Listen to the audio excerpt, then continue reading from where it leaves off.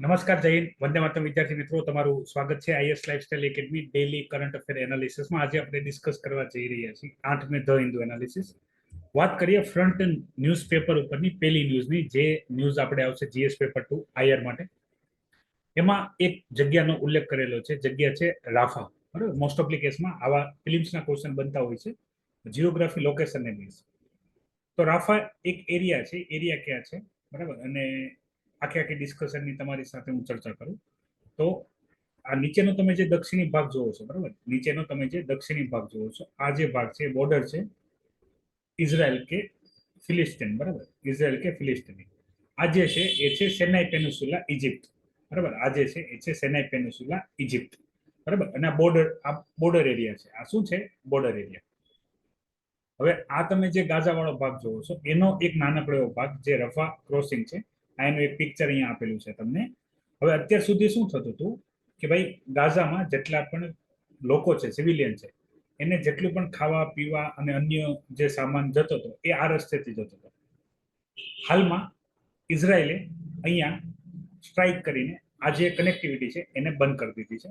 મતલબ આ જે બોર્ડર છે જ્યાંથી એને સપ્લાય જતી હતી, બરાબર, ભારતે કે અન્ય વિશ્વના દેશો, ભારત હોય, અમેરિકા હોય કે કોઈ પણ દેશ હોય, જેટલા લોકોએ મદદ મોકલી હતી, કોને? જે અહીંયા ગાઝાની અંદર જે લોકો રહે છે, જેને ખાવા પીવાનો જે સામાન કે અન્ય કંઈ પણ વ્યવસ્થા કરવામાં આવી, તો એ ઇજિપ્તના જે સેનાઈ પેનિન્સ્યુલા છે ત્યાંથી જતી હતી રાફા એરિયાના બોર્ડર ક્રોસ કરી. અહીંયા તમે જોઈ શકો તો આ સાઈડથી ઇજિપ્ત છે, આ સાઈડથી જે ગાઝાનો પેલેસ્ટાઇન છે, અને અહીંયાથી સપ્લાય જતી હતી. હવે આ રસ્તો જે છે એ ઇજિપ્તે બંધ કરી દીધો છે. ઇજિપ્તે શું કરી દીધું છે? બંધ કરી દીધું છે.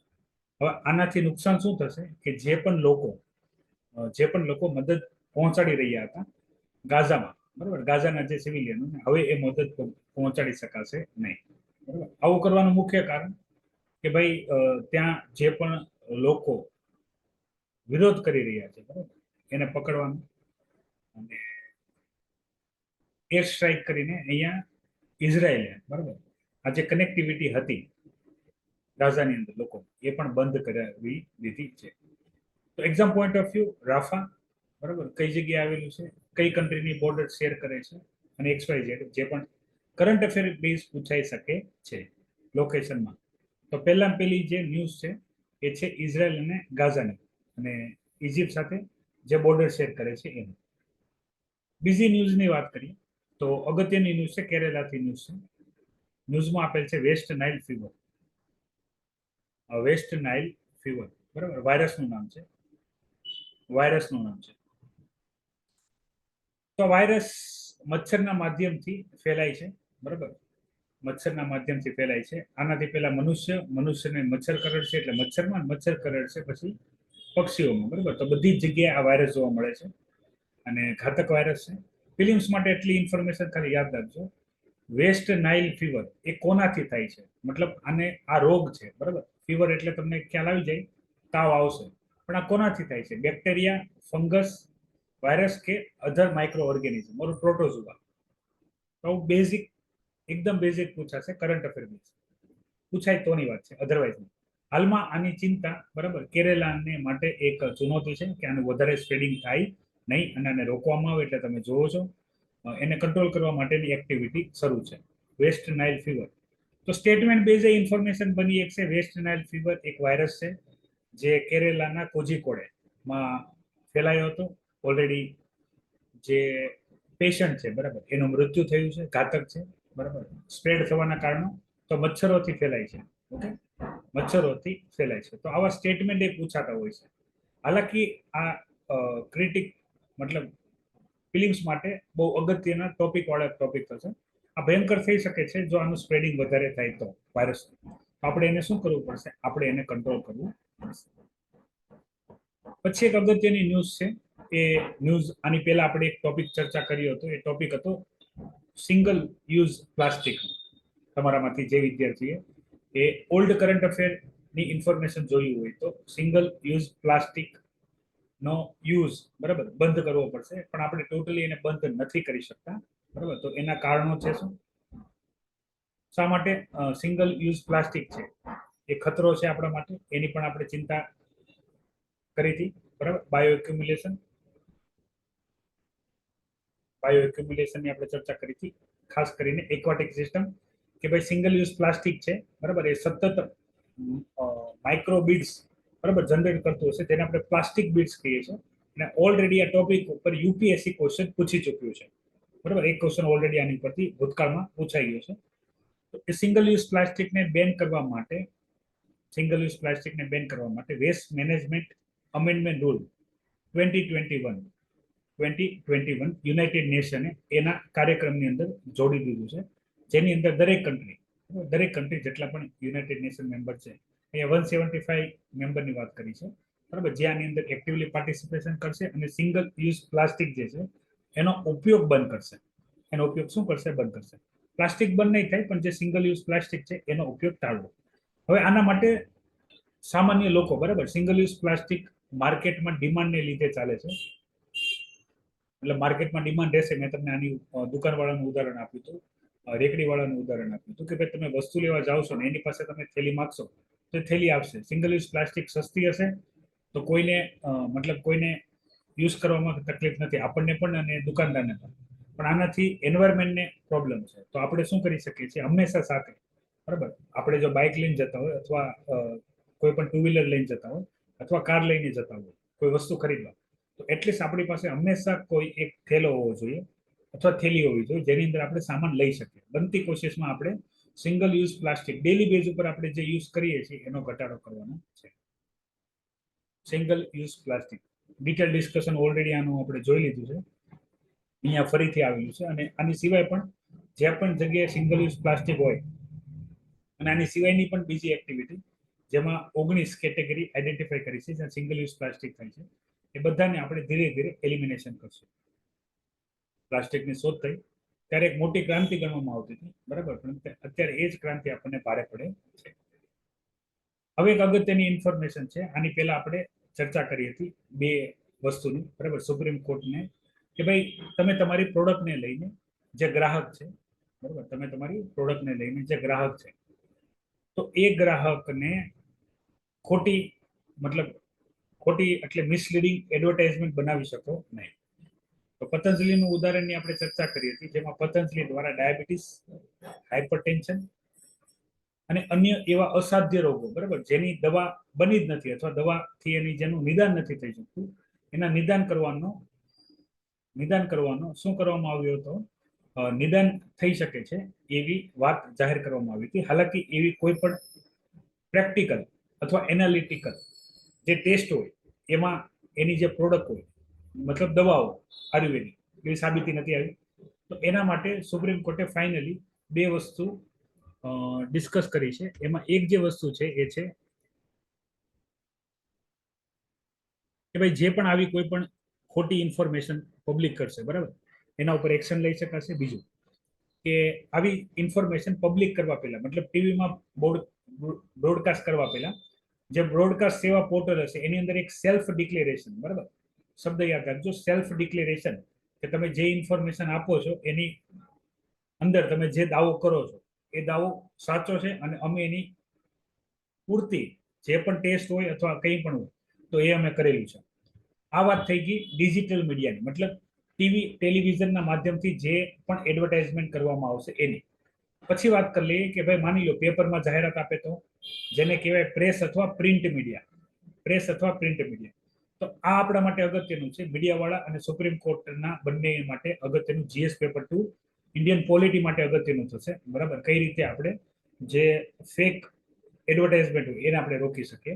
તો જે પ્રિન્ટ મીડિયામાં જે આવવાની હશે એની અંદર સેલ્ફ ડિક્લેરેશન માટે એક નવું પોર્ટલ બનાવવાની સુપ્રીમ કોર્ટે આદેશ આપ્યો છે, બરાબર, કે ભાઈ એના માટે એક નવું પોર્ટલ બનાવો જેની અંદર પ્રેસ મીડિયામાં જે પણ ઇન્ફોર્મેશન એડવર્ટાઇઝ થવાની હોય, માની લો પ્રિન્ટ મીડિયાની આજની ન્યૂઝ કાલે પ્રિન્ટ થવાની હશે, બરાબર, તો પ્રિન્ટ થવાની પહેલા સેલ્ફ ડિક્લેરેશન સબમિટ થઈ જવું પડે. આ વાત થઈ ગઈ ટેલિવિઝન અને જે પ્રિન્ટેડ મીડિયા છે એના વિશે. હવે વાત કરીએ વ્યક્તિ. હવે તમે જોતા હશો ઘણા બધા એવા ઇન્ફ્લુએન્સર છે જે ઇન્સ્ટાગ્રામ, યુટ્યુબ, બરાબર, અને અન્ય સોશિયલ મીડિયા, ફેસબુક કે અન્ય જગ્યાએ પોતાની એક ફેન ફોલોવિંગ ધરાવતા હોય, બરાબર. આમાં ટીવી એક્ટર, ક્રિકેટર બધાને સામેલ કરી લેવામાં આવે છે. મતલબ એવા સામાન્યથી લઈને એકદમ હાઈ ક્વોલિટી પર્સન કે જે પોતાના નામથી કોઈ વસ્તુ જો વેચશે તો એનું એક માર્કેટમાં પોઝિટિવ ઇમ્પેક્ટ જશે. તો એવા દરેકે દરેક વ્યક્તિને પણ અપીલ કરવામાં આવી છે કે તમે જે પણ પ્રોડક્ટનો જે પણ દાવો કરો, બરાબર, એ દાવો તમે વ્યક્તિગત રીતે ચેક કરો કે અહીંયા જે દાવો કરવામાં આવે છે આમના દ્વારા એ વાસ્તવિક છે કે નહીં. બરાબર, હાલમાં તમને ખ્યાલ જ હશે, જેટલી પણ એડવર્ટાઇઝમેન્ટ આવતી હોય, બોડી પરફ્યુમની હોય, સોપની હોય, ક્રીમની હોય, તો તમે જાણતા હશો એમાં જે દાવાની વાત કરેલી હોય, બરાબર, ઇવન ફૂડને લઈને પણ ખાસ ફૂડ માટે પણ આપેલું છે કે ભાઈ આ ફૂડ જે છે અથવા આ જે હેલ્થ સપ્લિમેન્ટ છે બહુ સારું છે, પણ વાસ્તવિક આપણે જોઈએ છીએ જ્યારે ટેસ્ટ કરવામાં આવે છે ત્યારે એમાં નેગેટિવ અને લિમિટની બહારના ઇન્ગ્રેડિયન્ટ આપણને જોવા મળે છે. તો એની કાર્યવાહીને લઈને અહીંયા food safety and standard authority of India ફસાય, બરાબર, જે પેકેજિંગ ફૂડ માટેની ઓથોરિટી છે ઇન્ડિયામાં, તો એને સારી રીતે કામ કરવા જણાવ્યું છે. અને બીજું, જે પણ વસ્તુ drugs and cosmetic act, drugs and cosmetic rule 1945 ની અંતર્ગત આવતી હોય, બરાબર, તો એનું પણ પ્રોપર ઇન્વેસ્ટિગેશન કરવાનું, ચેક કરવાનું, જે પણ દાવો કરવામાં આવે ઇન્ગ્રેડિયન્ટનો પણ અને સ્ટાન્ડર્ડ લિમિટનો. બરાબર, મોસ્ટ ઓફ કેસમાં કેવું કરવામાં આવતું હોય છે આની અંદર, ઘણા બધા વિદ્યાર્થીઓના કમેન્ટ હતા કે સર કોઈ પણ વસ્તુ છે, બરાબર, એ માર્કેટમાં આવવા પહેલા ટેસ્ટ ના થાય. તો અહીંયા આપણે એક એવું અનુમાન લગાડી શકીએ, બરાબર, આના હાલાકી પુરાવા નથી, અનઓફિશિયલ વાત છે, કે બની શકે કે જે લોકો એ સેમ્પલ, બરાબર, ટેસ્ટ કરવા માટે અમને મોકલતા હશે એ સેમ્પલ અને જે રેગ્યુલર બેચમાં સેમ્પલ મોકલતા હશે, બરાબર, તો સેમ્પલ પૂરતા જે કલેક્શન કરવાના, માની લો કે ભાઈ 100 નો એક ક્વોન્ટિટી વાળો એક બેચ હોય તો એમાંથી 2 સેમ્પલ માટે રાખવાના હોય જેની પર ટેસ્ટિંગ થાય, તો 2 એવા રાખવામાં આવતા હશે જેમાં બધા પેરામીટર બરાબર અને એનું આવડા ટેસ્ટ કરતા હોય. હકીકત આમાં ટેસ્ટનું એવું હોય કે જ્યારે મેન્યુફેક્ચરિંગ થઈ રહ્યું હોય, માર્કેટમાં પ્રોડક્ટ આવતી હોય અથવા માર્કેટમાં પ્રોડક્ટ અવેલેબલ હોય એનું ટેસ્ટિંગ થવું પડે, ના કે કંપનીમાં બને છે ત્યાં. બરાબર, તો ઘણી વખત આવી ઘણી બધી જે ક્વોલિટી ઓથોરિટી હોય છે, બરાબર, એના કાર્યવાહી કરવાની જે પ્રોસેસ છે એના ઉપર એ સવાલ ઉઠતા હોય છે, તો પ્રોસેસ એ સુધારવાની આપણે જરૂર છે. બરાબર, પણ આવી જે પણ મિસઇન્ફોર્મેશનને લીધે જે નેગેટિવિટી ફેલાની છે એનાથી હવે જે રેગ્યુલર પ્રોડક્ટ કહી છે, બરાબર, એનું પણ નિયમિત રૂપથી શું થાય છે, ચેકિંગ થાય છે. પછી એક અગત્યની ન્યૂઝ જે છે, બરાબર, બહુ લાંબા સમય બાદ ચાઇનાએ પોતાના એમ્બેસેડરને ભારત મોકલ્યા છે. બરાબર, આ બહુ પોઝિટિવ વાત ગણવામાં આવે છે જીએસ પેપર 2 માટે, જીએસ પેપર 2 આઈઆર માટે. એનું મુખ્ય કારણ એવું છે કે ભાઈ ભારતમાં ઘણા સમયથી કોઈ ચાઇનીઝ એમ્બેસેડર હતા નહીં. એમ્બેસેડરનું કામ શું હોય છે, બે દેશને જોડવાની સાંકળ તરીકેનું કામ એમ્બેસેડરનું હોય છે. આપણે જાણીએ છીએ બોર્ડરના ઇસ્યુને લઈને ઇન્ડિયા અને ચાઇનાને, બરાબર, ઘણા ઇસ્યુ ચાલે છે. પેંગોંગ લેક વાળો ઇસ્યુ આપણે ઓલરેડી જોઈ ચુક્યા છે. અરુણાચલ પ્રદેશ, બરાબર, નેફા વાળો જે ક્ષેત્ર ગણાવે છે ત્યાં પણ આપણે પ્રોબ્લેમ જોઈ ચુક્યા છે.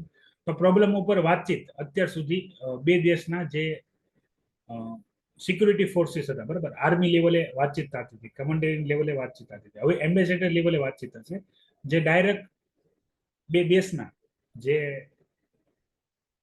ફોરેન મિનિસ્ટર હોય, બરાબર, એને કનેક્ટ કરતું હોય. તો આપણા માટે એક પોઝિટિવ વસ્તુ છે કે ભાઈ ભવિષ્યમાં જે ઇન્ડિયા અને ચાઇનાના જે રિલેશન હશે, જે બોર્ડરને લીધે ડિસ્ટર્બ છે, બરાબર, એ રિલેશન સુધરશે. આને એક પોઝિટિવ પગલું ચાઇના તરફથી એક પોઝિટિવ પગલું ગણવામાં આવે છે કે જે ચાઇનીઝ એમ્બેસેડર, હંમેશા યાદ રાખજો, કોઈ દેશની એમ્બેસી કામ ના કરતી હોય પોતાના દેશમાં તો એવું માનવામાં આવે કે ભાઈ અહીંયાથી, બરાબર, જે દેશ છે એ આપણા દેશ સાથે કોઈ રિલેશન ઈચ્છતા નથી.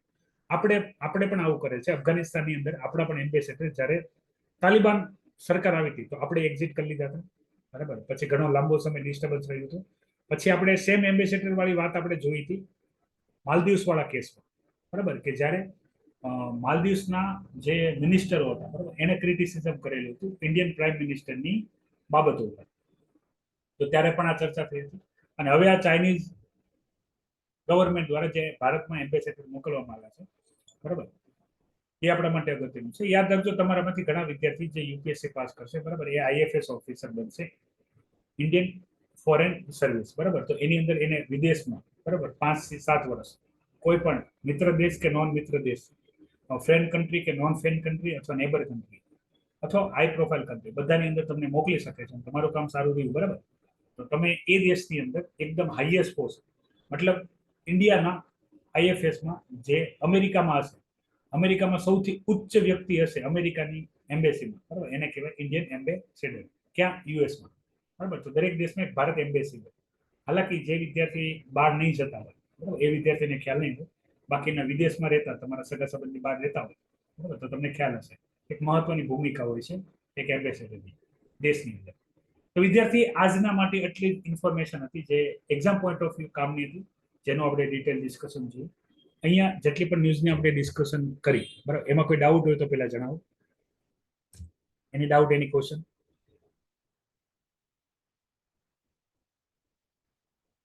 ડાઉટ કે ક્વેશ્ચન હોય તો તમે કમેન્ટ કરી શકશો બરાબર, પૂછી શકશો. આવી ઇન્ફોર્મેટિવ ન્યૂઝ વાળી જે ચર્ચા હશે exam point of view subject wise હું તમારી સાથે કરતો રહીશ, જે ફિલિમ્સ અને મેન્સ બંને માટે ઉપયોગી હોય. તો આજના માટે એટલું જ છે. મળીએ નેક્સ્ટ લેક્ચરમાં. ત્યાં સુધી મને રજા આપો. જય હિન્દ, વંદે માતરમ.